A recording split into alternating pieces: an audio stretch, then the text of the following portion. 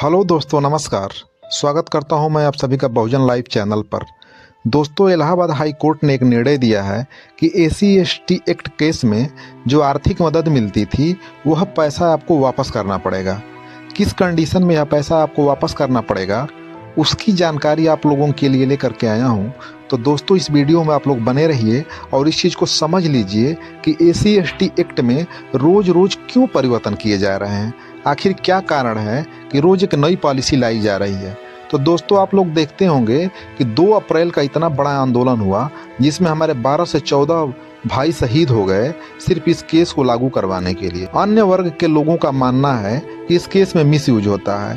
तो मेरा उन लोगों से सवाल है कि कौन सा ऐसा केस है जिसका मिसयूज नहीं होता है। क्या दहेज उत्पीड़न के केस का मिसयूज नहीं होता है? क्या धारा 356 का मिसयूज नहीं होता है? क्या कौन सा ऐसा केस है जिसमें फर्जी नहीं फंसाया जाता है? हर केस का मिसयूज होता है। लेकिन एसी/एसटी एक्ट में मामला जहाँ तक आता है, बिना छेड़े सांप भी नहीं काटता है, फिर एसी/एसटी एक्ट नहीं लग जाएगा। ये सीधी सी बात है। अपवाद को छोड़ करके 1-2% 1-2 लोग ऐसे होते हैं जो वो करा देते हैं, उसको हम नहीं कह रहे हैं। लेकिन अपवाद को छोड़ करके ऐसा नहीं है कि बिना छेड़े, बिना मारे, बिना मारपीट किए केस दर्ज हो जाए। एक केस दर्ज करवाने में एसी/एसटी एक्ट पसीने छूट जाते हैं प्रदर्शनकारियों के, लेकिन फिर भी इस केस को बदनाम किया जाता है। दूसरा मसला आता है कि एसी/एसटी एक्ट केस में बार बार चेंजेज क्यों होते हैं।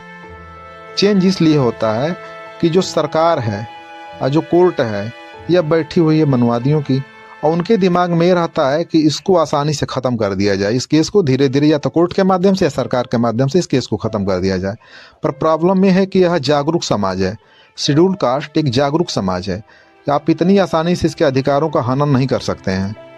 कोई ये सोच ले कि आंख बंद करके एसी/एसटी एक्ट को हटा दें तो ये सपना है, वो सपना देख ले खाली।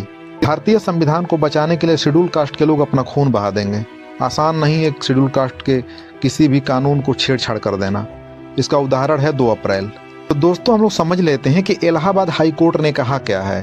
तो आप लोग इस पेपर कटिंग को देख सकते होंगे कि ये 3 तारीख का मामला है और इलाहाबाद हाई कोर्ट ने कहा है कि जो एसी/एसटी एक्ट में जो आर्थिक मदद मिलती है, अगर आप समझौता करते हैं तो वह पैसा आपको लौटाना होगा।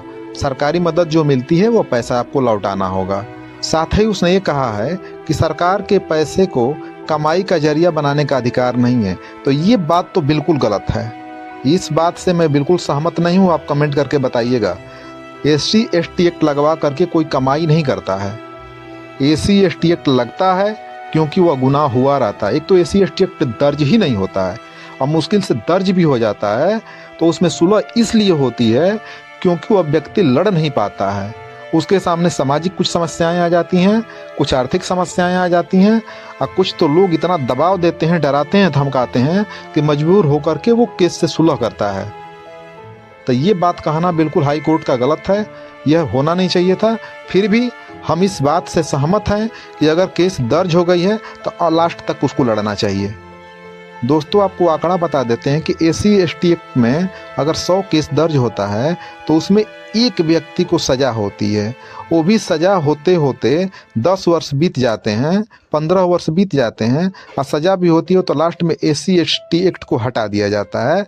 और जो कमज़ोर धाराएं होती हैं, जो 304, 506, 507 टाइप की जो धाराएं होती हैं, उन धाराओं को लगा करके उनको सज़ा दे दिया जाता है, जिसमें साल भर 6 महीने में वो छूट जाए। ठीक है, तो इस तरह से केस को बदनाम भी किया जाता है। दूसरी बात, एसी/एसटी एक्ट में जितने भी लोग हैं जो केस को दर्ज कराते हैं, वह सबसे पहले ही वो डिसाइड कर लें केस लड़ना है नहीं लड़ना है। आपको नहीं लड़ना है तो आप पहले ही फाइनल कर करके इस केस से वापस हो जाइए, वहीं सुलह कर लीजिए, सुलहनामा लगा लीजिए, बात ख़त्म। केस को बदनाम मत कीजिए। अगर आपको लड़ना है तो लास्ट तक लड़िए, चाहे उसका अंजाम जो भी हो। क्योंकि बाबा साहब अम्बेडकर के अनुयायी आप हैं, बाबा साहब अम्बेडकर के अनुयायी हम हैं। हम लड़ना जानते हैं, हम लिखे हुए इतिहास को बदलना जानते हैं। तो हमें इतनी जल्दी हार नहीं माननी है। एसी/एसटी एक्ट दर्ज हो जाने के बाद मजबूती से लड़िए, या तो फिर दर्ज ही मत कराइए।